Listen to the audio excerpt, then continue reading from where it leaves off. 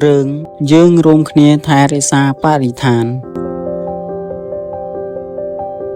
ថ្ងៃនេះរដ្ឋាសប្បាយចិត្តណាស់គេនឹងឪពុកគេកំពុងជិះរថភ្លើងធ្វើដំណើរទៅកសិដ្ឋានរបស់លោកតាគេនៅតាមផ្លូវរដ្ឋាមើលវាស្រែភ្នំនិងសត្វ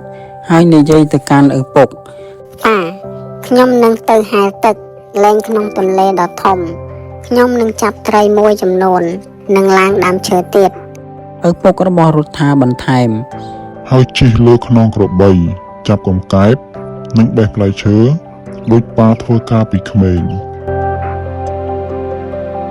បន្ទាប់ពីធ្វើដំណើរយ៉ាងយូរពួកគេក៏បានទៅដល់កសិដ្ឋាននោះលោកតានិងចៅសប្បាយចិត្តណាស់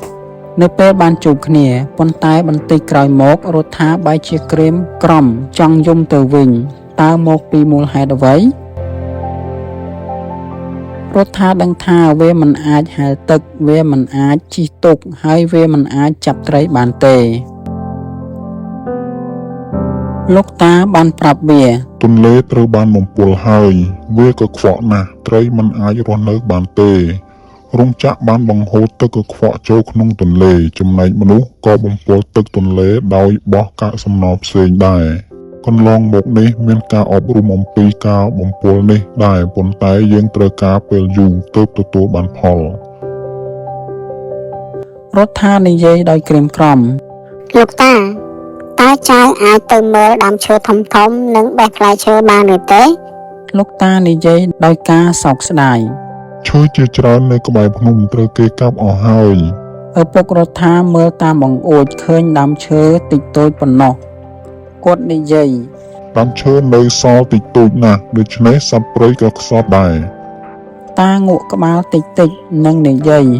គួរឲ្យស្ដាយណាស់ប៉ុន្មានឆ្នាំនេះយើងខ្សត់ទាំងដើមឈើទាំងសត្វហើយដំណាំរដូវក៏មិនល្អដែរដោយសារទឹកជំនន់ដ៏ធំបានធ្វើឲ្យដីអស់ជីជាតិដីគ្មានជីជាតិធ្វើឲ្យបន្លែនិងរុក្ខជាតិមិនអាចលូតលាស់បានទេសប្តាហ៍ថ្ងៃកសិករតិចតួចណាស់នៅដាំបន្លែរដ្ឋាសួរឪពុកទាំងមិនអស់ចិត្តថាតាយើងអាចស្ដារស្ថានភាពនេះបានឬទេឪពុករដ្ឋានិយាយប៉ាយល់ថាអ្វីដែលយើងត្រូវធ្វើគឺយើងនឹងដាំកូនឈើឲ្យបានច្រើននៅតាមកសិដ្ឋាននានាយើងនឹងបានកសិដ្ឋានកូនឈើ